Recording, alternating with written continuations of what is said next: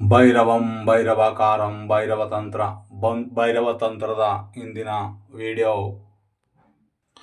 ಗೃಹಬಂಧನ ಅಷ್ಟದಿಗ್ಬಂಧನ ಮಾಡುವ ವಿಧಾನ ಮತ್ತು ಇದು ಚಕ್ರಗಳು ನೋಡಿ. ಹಿಂಗೆ ಬರ್ಕೋಬೇಕು ಚಕ್ರನ. ಇಲ್ಲಿ ನೋಡ್ಕೊಳ್ಳಿ, ಹಿಂಗಿರ್ತದೆ ಚಕ್ರ. ಇದು ಚಕ್ರ ಗೃಹ ದಿಗ್ಬಂಧನ ಅಷ್ಟದಿಗ್ಬಂಧನ. ಇವಕ್ಕೆ ಮೂಲಿಕೆಗಳು ನೋಡಿ, ಇಲ್ಲಿ ಭೋಜಪತ್ರಿ, ಕಾಡುಜೀರಿಗೆ ಮತ್ತು ಕಪ್ಪು ಜೀರಿಗೆ, ಚಿಲ್ಲರ ಬೀಜ, ತಾವರೆ ಬೀಜ, ವರಮುಚುಗ, ಹನುಮನಸ್ತ,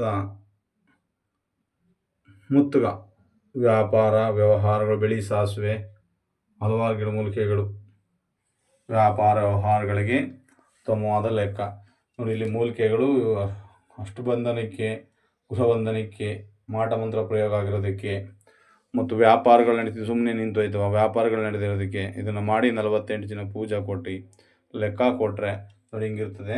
ಮೂಲಿಕೆಗಳು ನೋಡಿ, ಕರಿ ಮೀಸೆಕಾಯಿ ಗಿಡ ಬೇರು, ಅದು ಇಲ್ಲಿ ಇದು ಕರಿ ಮೀಸೆಕಾಯಿ, ಇದು ಕರಿ ಮೀಸೆಕಾಯಿ ಗಿಡ ನೋಡಿ. ಇದು ಹುಲಿ ಉಗುರು, ಇದು ಬಿಳಿ ಎಕ್ಕ,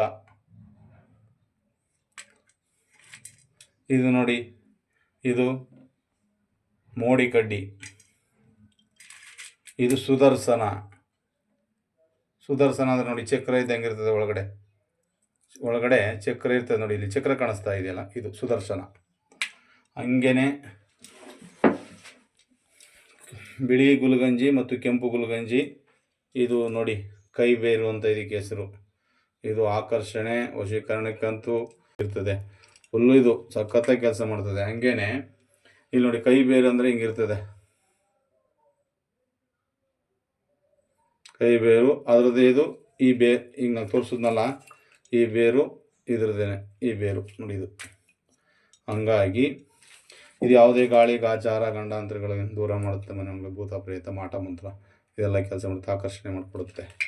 ಇದು ಅಂಕೋಲೆ ನೋಡಿ, ಇದು ಅಂಕೋಲೆ.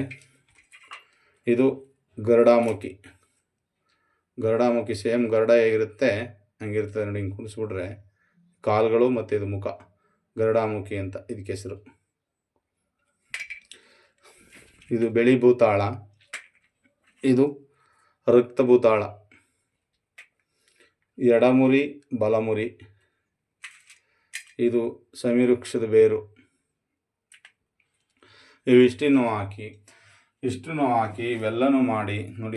ಇಷ್ಟು ಮೂಲಿಕೆಗಳು ಹಾಕಬೇಕು. ಅದಲ್ಲದೇ ವಿಷ್ಣು ಕ್ರಾಂತಿ, ಮೈರಸಿಕಿ, ತಾಮ್ರಸಿಕಿ, ಜಟಮಸಿ ಮತ್ತು ಇವೆಲ್ಲ ಮೂಲಿಕೆಗಳನ್ನು ಹಾಕಿ ಸರ್ವಸಿದ್ಧಿ ಯೋಗದಲ್ಲಿ ತಂದು ನಾವು ಸಿದ್ಧಿ ಮಾಡಿ ಪೂಜೆ ಮಾಡಿ ಇಲ್ಲಿ ಇಟ್ಕೊಂಡಿರ್ತೀವಿ. ಬೇಕಾದಾಗ ಮಾತ್ರ ಇದನ್ನು ಹಾಕಿ ಯೂಸ್ ಮಾಡೋಕೆ, ಯಾಕೆಂದರೆ ಎಲ್ಲ ಟೈಮಲ್ಲೂ ಸಿಗಲ್ವಲ್ಲ.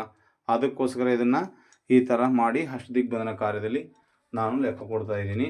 ಇಲ್ಲೂ ಹಾಕಿ ಒಳಗಡೆ ಚಕ್ರ ಹಾಕಿ ಮಾಡಿ ಇದಕ್ಕೆ ಪೂಜೆಗಳು ಮತ್ತು ಮಂತ್ರ ಕೊಟ್ಟಾಗ ಸರ್ವ ಕೆಲಸಗಳಲ್ಲೂ ಬರುತ್ತೆ. ಈ ಕೆಲಸ ಮಾಟ ಮಂತ್ರ ಅಷ್ಟದಿಗ್ಬಂಧನ ಪೀಡ ಪಿಚಾತಿ ಯಾರಾದರೂ ದುಷ್ಕರ್ಮಿಗಳು ಕೈವಾಡ ಮಾಡಿದಂಥದ್ದು ಎಲ್ಲನೂ 3 ತಿಂಗಳೊಳಗಡೆ ರೆಡಿ ಮಾಡಿಕೊಡ್ತದೆ. ಅಂದರೆ ಹಿಂದ್ಗುಂಟೆ ಅಂತಂತಂದ್ರೆ ಅದು ಹಾಕಿದ ಮೇಲೆ ಅದು ಬೀಜ ಮೇಲೆ ಮೊಳಕೆ ಹೊಡೆದು ಗಿಡ ಆಗಿ ಫಲ ಕೊಡಬೇಕಲ್ವ. ಅದಕ್ಕಾಗಿ 48 ದಿನ ಪೂಜೆ ಕೊಟ್ಟಾಗ ಪೂಜಾ ಕಾರ್ಯಕ್ರಮ ಇದ್ದಾಗ ಮನೆಯೊಳಗಡೆ ನೆಗೆಟಿವ್ ಎನರ್ಜಿ ಏನಿದ್ರು ಹೋಗಿ ಇದು ಕೆಲಸ ಮಾಡೋಕ್ಕೆ ಶುರು ಮಾಡ್ತದೆ. ಅಷ್ಟದಿಗ್ಬಂಧನ ಕಾರ್ಯಕ್ಕೆ ಬೇಕಾದಂಥ ಮೂಲಿಕೆಗಳು ಇದಾಗಿರುತ್ತೆ. ಕುಡಿಕೆ ಮತ್ತು ಇವೆಲ್ಲ ಇರ್ತದೆ ನೋಡ್ಕೊಳ್ಳಿ. ಪ್ರತಿಯೊಂದು ಕಸ್ತೂರಿ ಗೋರಾಜನನ್ನು ಸೇರಿಸಬೇಕು. ಇದಕ್ಕೆ ಪಾದರಸ ನವಸಾಗರನು ಸೇರಿಸಬೇಕು. ಇದಕ್ಕೆ ಸೇರಿಸಿದಾಗ ಕೆಲಸ ಚೆನ್ನಾಗಿ ಮಾಡ್ತದೆ. ಮಾಡೋದು ನೋಡಿ ಹಿಂಗಿರ್ತದೆ. ಮಾಡೋಂಥ ವಿಧಾನಗಳು ಇಷ್ಟು ಮೂಲಿಕೆಗಳು ಬೇಕು. ಮಾಡಿಕೊಂಡು ಸಮಾಧಾನವಾಗಿ ಬಂದಂಥ ಜನಕ್ಕೆ ರೋಜ್ ವಾಟರ್ ಬೇಕು. ಯಾಕೆಂದರೆ ಚಕ್ರ ತೊಳೆಯೋಕ್ಕೆ ಬೇಕಲ್ಲ, ಅದಕ್ಕೋಸ್ಕರ ಶುದ್ಧಿ ಮಾಡ್ಕೊಳ್ಳೋಕ್ಕೆ ರೋಜ್ ವಾಟರ್ ಬೇಕು. ನಮಸ್ಕಾರ.